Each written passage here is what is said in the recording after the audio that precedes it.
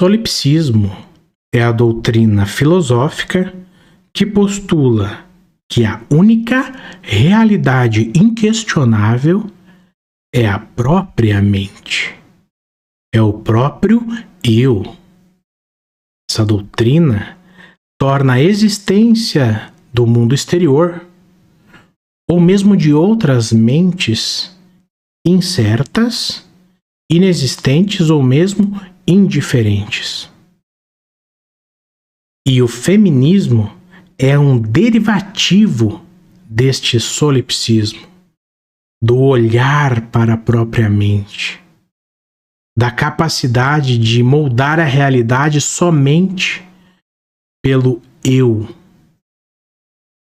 Desta forma, o feminismo se tornou mesmo uma vertente do solipsismo. Antes de continuarmos a explicar esse conceito, eu preciso explicar por que, mesmo nos dias atuais, o gênero masculino é considerado descartável. Para isto, nós precisamos criar aqui um cenário hipotético do homem primitivo, o homem das cavernas. Imagine nesse cenário que 10 mulheres estejam protegendo um único homem. Por óbvio, este homem continua fragilizado, ele continua inseguro, porque ele está na proteção de mulheres, não está na proteção de homens. Imagine ao contrário agora. Imagine que um único homem protege 10 mulheres.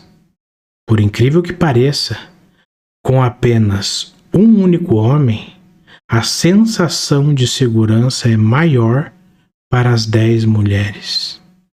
Tal a capacidade de luta, de bravura, de dar a sua vida, de ir até o final, de sangrar até o final, né?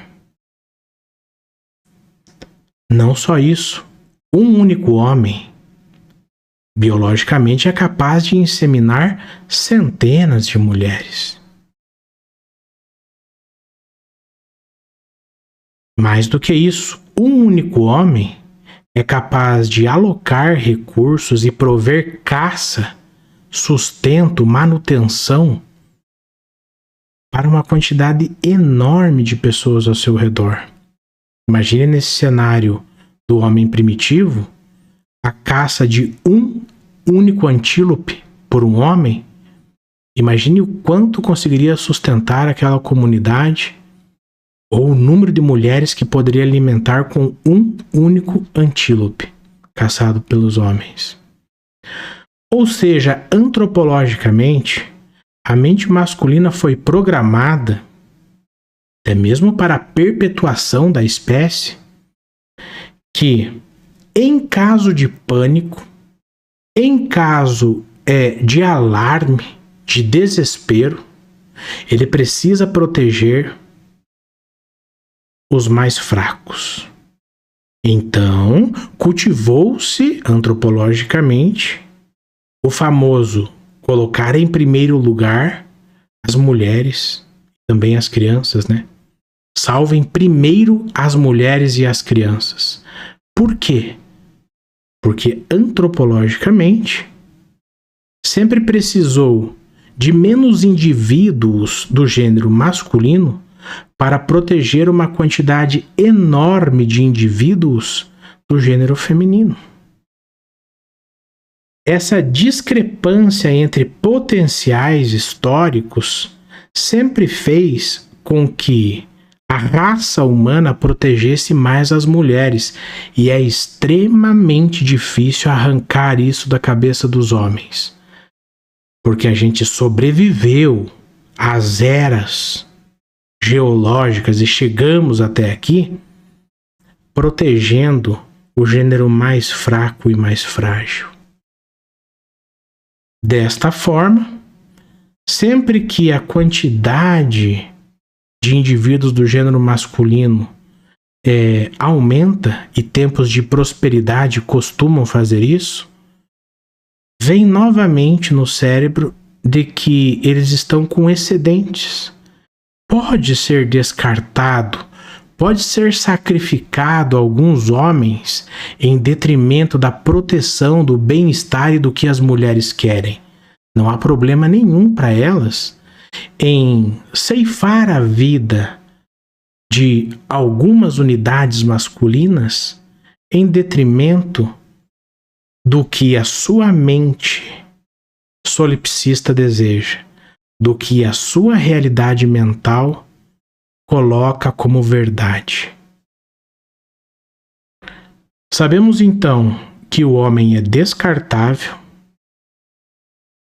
sabemos que o feminismo é uma vertente do solipsismo, e agora eu começo a fazer as conexões de maneira mais íntegra.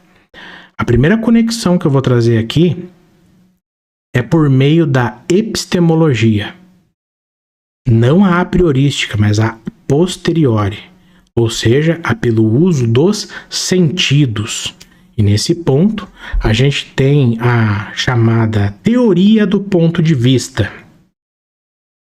Veja, pelo ponto de vista feminino, ou seja, pelo cérebro feminino, pela realidade que a própria mente feminina criou, a mulher sempre foi protegida. Veja, você só protege aquilo que está em risco, correto? Se não está em risco, não tem o que você proteger. Então, se a mulher sempre foi protegida, na cabeça da mulher, ela sempre esteve exposta, ela sempre esteve vulnerável, ela sempre foi vilipendiada e ela sempre sofreu. Por quê? Se ela não estivesse nessa condição de exposição e vulnerabilidade, ela não precisaria de proteção. Como o homem sempre amou e protegeu a mulher, isso gerou a conexão epistemológica do solipsismo. Ou seja, a mulher acredita que ela sempre sofreu demais na sociedade. Veja, a consequência lógica de a mulher sempre sofreu o homem é sempre um devedor. E ele sempre precisará se sacrificar para reparar os danos sofridos, mesmo que nunca tenha havido sofrimento, mesmo que antropologicamente, historicamente, civilizatoriamente, a mulher sempre tenha sido protegida pelo gênero masculino e pelos homens, sempre, a tal ponto que chegamos até aqui, protegendo uma quantidade excessiva de indivíduos do gênero feminino. Mesmo que elas sempre fossem protegidas, a conexão está traçada. Se existe proteção, é porque há exposição e vulnerabilidade. Ou seja, elas sempre serão vítimas, sempre serão sofridas, e o homem sempre será o devedor. Se o homem sempre será o devedor, entenda que não importa a opinião dos homens, já que os homens estão em posição de domínio. Se estão em posição de poder, de domínio, eles desejarão manter os seus privilégios. E no solipsismo feminista, para que isso aconteça, tem que manter as mulheres oprimidas. Ou seja, as mulheres têm que se manter expostas e vulneráveis. Mesmo que a opinião desde o início e até os dias atuais seja de ceder para o desejo feminino. Não importa a opinião do homem, ainda que ele ceda. Para o solipsismo feminista, eles sempre estarão em posição de domínio e elas sempre estarão na posição de mulheres oprimidas. Não importa que os homens, historicamente, sempre cedam ou privilegiem as vontades femininas. Para elas, eles sempre estarão em débitos. E é por este motivo que absolutamente qualquer argumento da Red Pill será desprezado pelas mulheres. Porque para elas, é claro que o grupo de dominância vai criar argumentos, veja, até mesmo argumentos racionais para justificar a manutenção do seu status de poder. Elas dirão inclusive o seguinte: este argumento que a Red Pill trouxe, ele é racional. Atenção agora, mas elas continuarão, mas é racionalmente machista. Ou então elas dirão assim: é um argumento sob a ótica do dominador. Porque para o solipsismo feminino, não existe argumento racional puro, o a priorismo epistemológico. Só existe o a posteriorismo. Ou seja, a mulher sempre foi protegida? Se foi protegida, é porque sempre sofreu. Está aí feita a primeira conexão do feminismo com o solipsismo. A conexão por meio da epistemologia a posteriori. A segunda conexão que vamos traçar aqui é a conexão pela difusão da expressão minha verdade. Veja, toda a sociedade atual é programada para reforçar diariamente a ideia do solipsismo feminista, de que as mulheres sofrem, de que as mulheres são vítimas, né? Nós vemos o ativismo social, o ativismo político, a mídia mainstream, as literaturas mesmo pedagógicas, né? Inserindo o feminismo na educação de crianças, as leis jurídicas, programas sociais. Olhem quantos programas sociais existem para as mulheres. Movimentos empresariais, cotas nas empresas, privilégios para empreendedoras. Ainda que a realidade mostre que o homem sofre brutalmente mais do que as mulheres, e não faltam estatísticas para isso, elas continuam achando que elas precisam ser reparadas de algo que o homem causou, ainda que o homem sempre as tenha protegido. Veja, essa difusão da minha verdade gera patologias extremamente graves.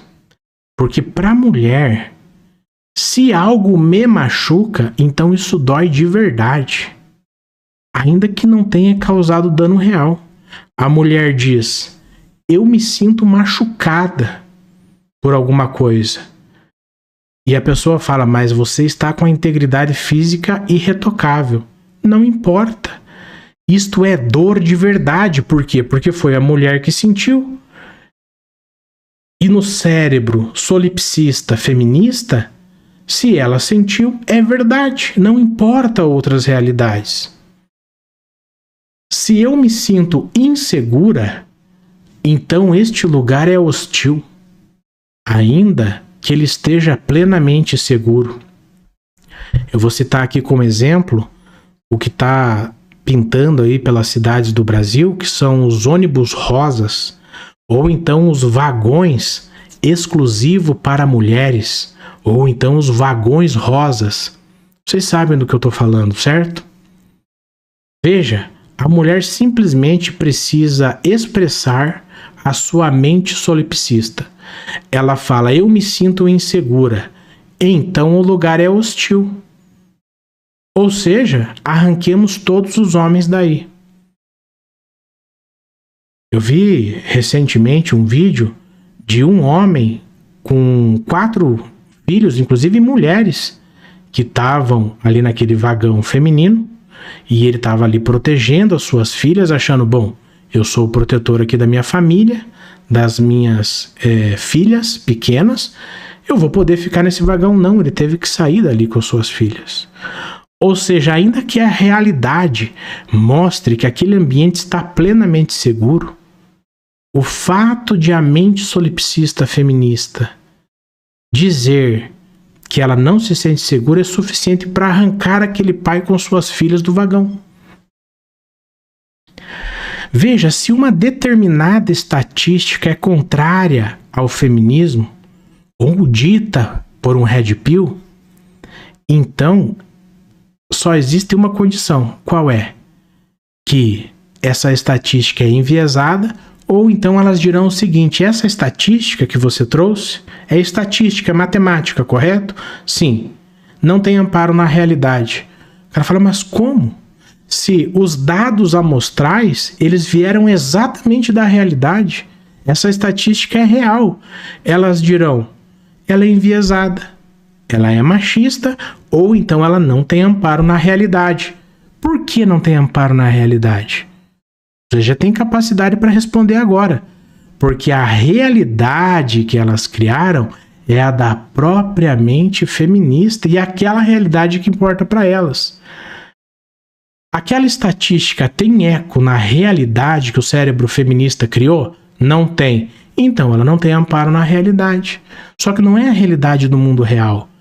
É a realidade que o feminismo criou no cérebro dessas mulheres. Ou dos homens domados e feministas também, né? Ela cria também. Veja, se um debate ou então uma discussão qualquer, pode ser inclusive com um masculinista, causar angústia emocional naquela mulher, ainda que esse tipo de tensão e angústia seja normal em debate, seja normal da argumentação humana, só existe uma explicação. Qual é? É porque o seu oponente está sendo agressivo. O homem que está debatendo com aquela mulher está em tom agressivo com ela. Ele está sendo insensível às dores do feminismo. Ainda que não tenha dor nenhuma. Processo natural, normal da argumentação humana. Mas, pelo cérebro solipsista feminino, a realidade que elas criaram é que, se elas sentem angústia emocional, a consequência é que o seu debatedor ou o homem que faz uma argumentação com ela está sendo agressivo ou insensível às dores que ela está sentindo. Correto? Fizemos assim a segunda conexão agora pela difusão da expressão minha verdade. Vamos agora fazer a conexão pela cultura de autocuidado. Se a sociedade aceita que a mulher sempre foi vítima e continua sendo vítima, isso sempre será verdade. Porque a mulher sempre foi protegida e continua sendo protegida.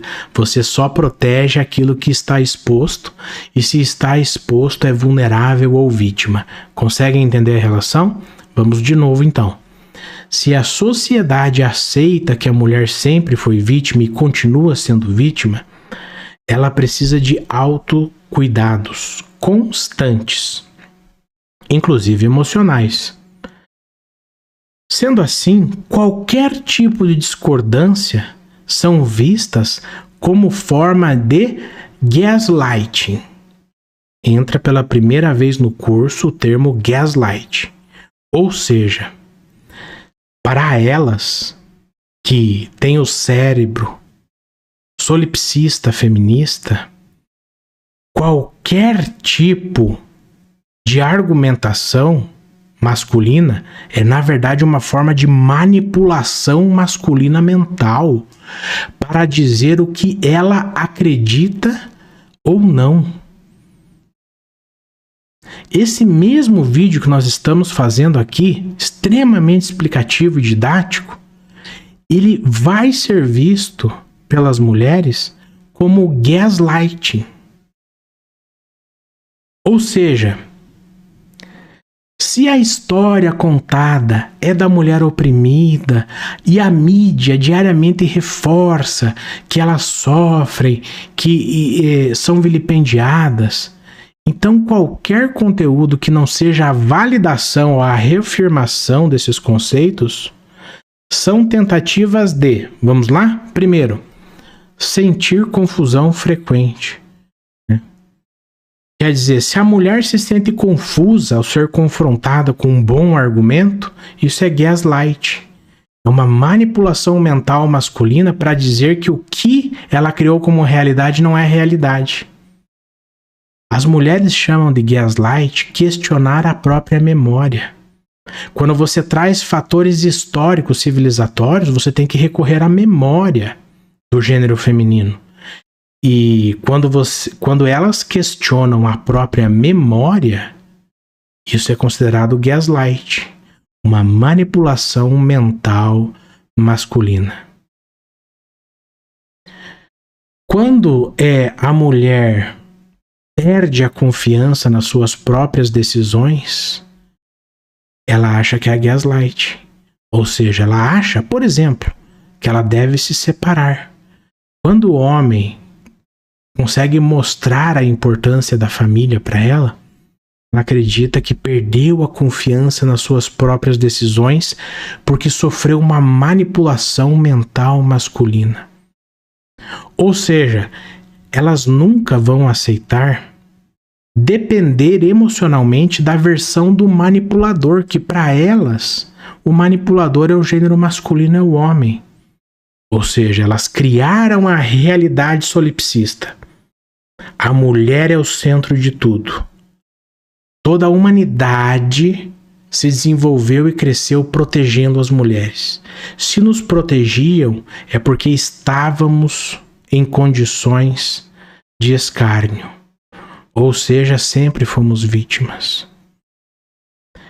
Então, qualquer forma do homem tentar tirar esse solipsismo da mulher sempre será visto como gaslight.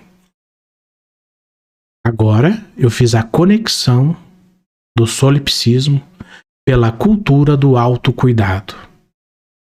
Vamos agora para a última conexão, que é pela distorção biológica de que gênero não é uma questão biológica. Gênero é uma construção social. Este ponto, ele é provado, por exemplo, para as feministas. Entenda, ser homem ou mulher depende das regras que a sociedade adota e não da biologia natural. O que é que as feministas tanto falam? Ninguém nasce mulher, torna-se mulher. Não vamos discutir isso agora, mas elas acham possível, e elas estão com razão nisto, é possível até mesmo tornar homens mulheres. Basta que eles estejam no polo feminino. Basta que sejam homens domados e submissos. Eles também se tornarão mulher, né? Mas vamos voltar aqui à frase central. Ninguém nasce mulher, se torna mulher. Então veja, para o solipsismo feminino, o corpo das mulheres é a ferramenta mais importante que elas têm para tirá-las do estado permanente de sofrimento. Elas não reconhecem todo o esforço que o gênero masculino fez ao longo da civilização e da história. Elas acreditam que para atingir o patamar de dominação de gêneros, elas têm que usar o seu corpo como ferramenta para essa construção e não função biológica. Isso que eu estou falando aqui é extremamente grave, porque se a mulher acha que o corpo feminino é uma ferramenta para ela alcançar os desejos da sua própria mente, os desejos do seu próprio coração, sem se importar com a sociedade ou com o gênero masculino, presta atenção nisso que eu vou dizer agora. Se o corpo da mulher não tem função biológica clara, como por exemplo, ter filhos, então qualquer filho que seja gerado no ventre daquela mulher pode ser expulso por abortos em qualquer tempo. Veja, a mulher definiu o corpo feminino como a ferramenta para elas dominarem os gêneros. Não é uma ferramenta biológica, ou seja, Se tiver um filho dentro de mim, esse filho está impedindo a mulher de chegar aonde ela gostaria de chegar ou de estar.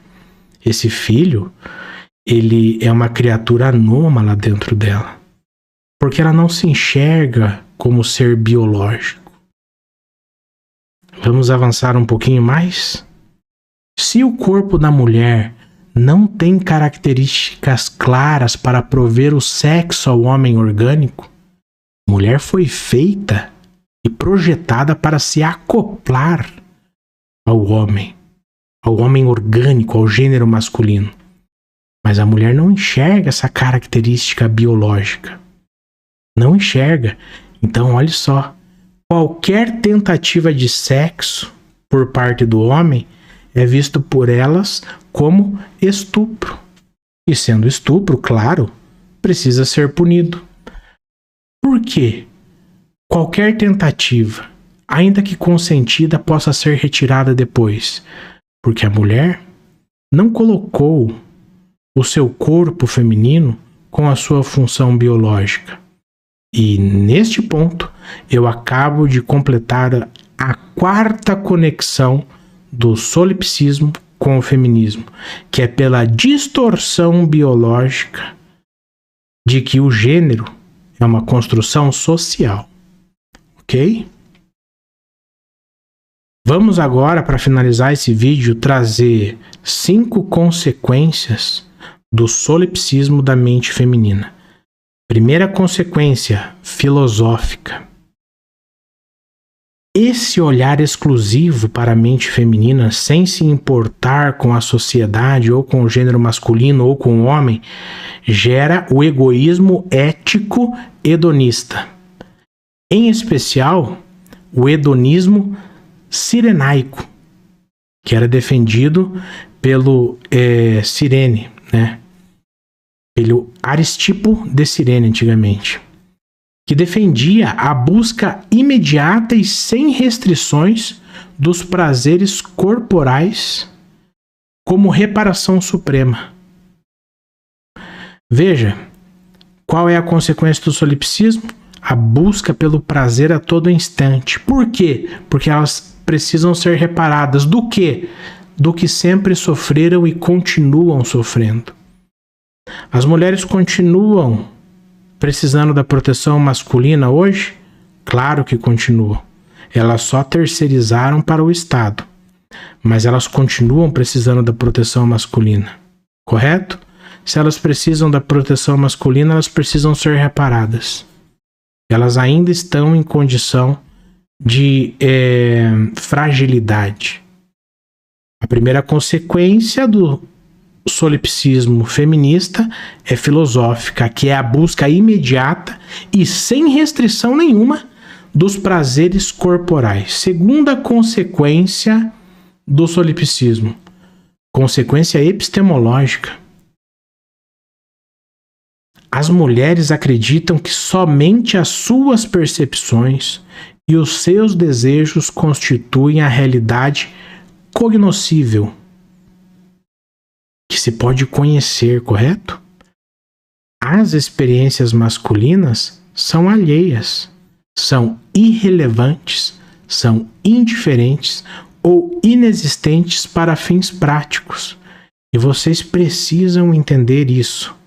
Se elas criaram que somente as mulheres precisam ser protegidas, precisam ser reparadas, precisam ser restituídas, absolutamente nada do que o homem pensa ou quer importa. Por que não importa? Porque ele está fora do solipsismo feminista. Ele é o dominador, ele é o agressor, ainda que provemos para ela que sempre protegeu. Entende como é grave esse sintoma? Consequências psicológicas. Geram narcisismo patológico. A gente chama de transtorno de personalidade narcisista. Ou então, TPN. Veja, no começo da machosfera, nós chamávamos isso de tríade negra, né? Mas eu acho que vocês vão encontrar na literatura como tríade sombria, que é o quê? É o narcisismo, o maquiavelismo e psicopatia. Esta condição de solipsismo do cérebro pelo feminismo, de achar que somente o que as mulheres pensam é correto, manifesta uma ausência de empatia pelo masculino. Elas têm uma impulsividade pelo hedonismo.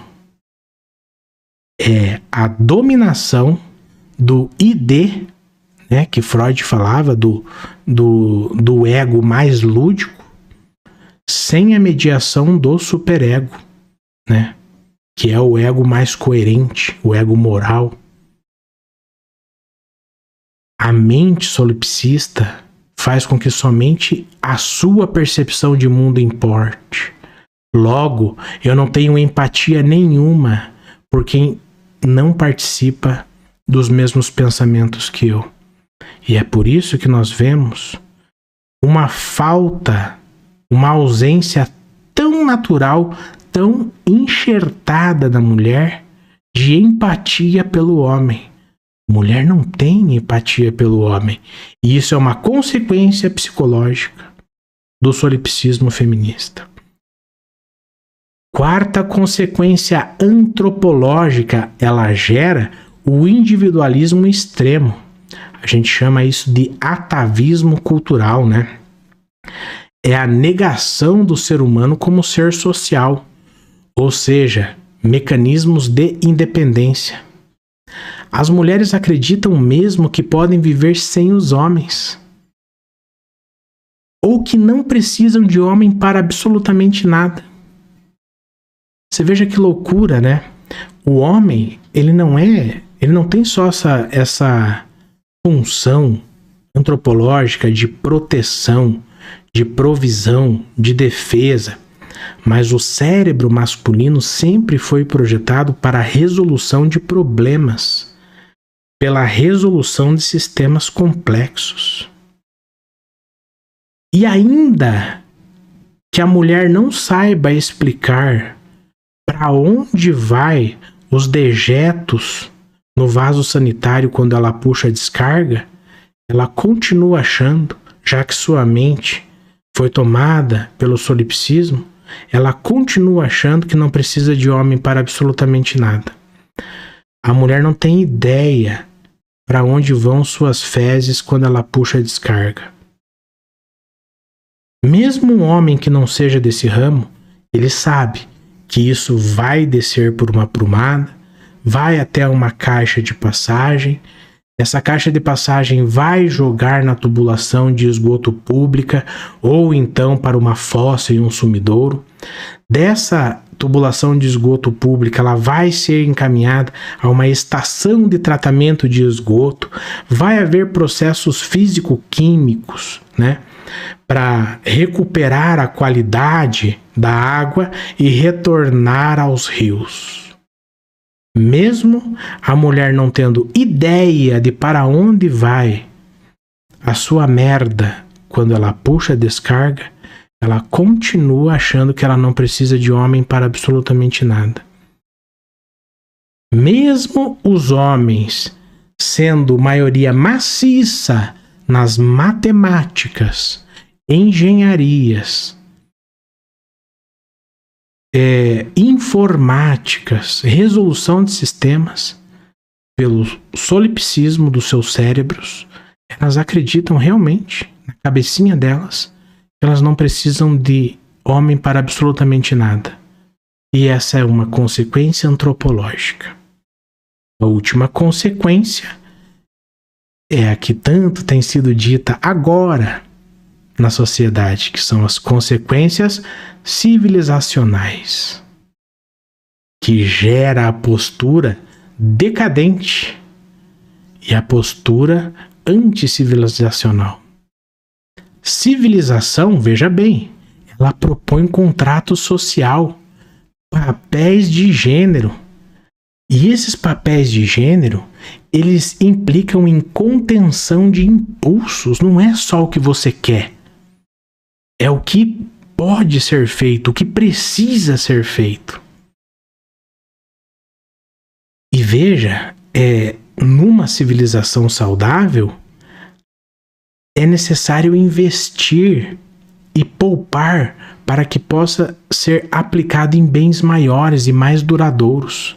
Senão, essa função é dada ao Estado e não mais ao núcleo, à célula civilizatória da família. Se o feminismo rejeita qualquer obrigação para com os homens, não é isso que o feminismo busca diariamente? Eu não tenho que dar satisfação para homem nenhum. Eu não tenho que dar um puto para os homens, não é isso que elas dizem? Não é isso que a Marcha das Vadias tentou sinalizar? Nós estamos aqui dando calote das nossas responsabilidades. Vocês queriam a nossa beleza? Pois olhe aqui os meus pelos debaixo do sovaco, olha aqui o meu odor, olha aqui a minha maquiagem, olha o meu cabelo toscanejado. Ou seja, vocês queriam a nossa beleza, vocês não vão ter mais nada. Se o feminismo rejeita qualquer obrigação para com os homens, ou mais, para com a espécie humana, mas focam exclusivamente no gênero feminino, isso promove necessariamente a fragmentação social, a erosão familiar e o retorno à barbárie interna. A última consequência do solipsismo feminista na sociedade é a consequência civilizacional.